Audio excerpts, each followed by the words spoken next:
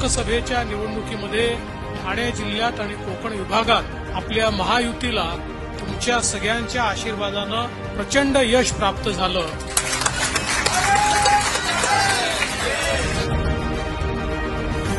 काही लोकांनी अशी गर्जना केली होती की आम्ही महायुतीला तडीपार करू, कोकणाने त्यांना कोकणातनं तडीपार करू.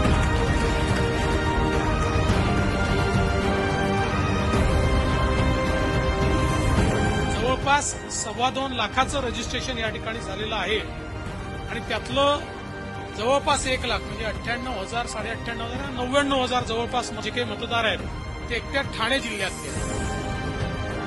एक प्रकारे महाराष्ट्रामध्ये नवीन नरेटिव्ह करणारी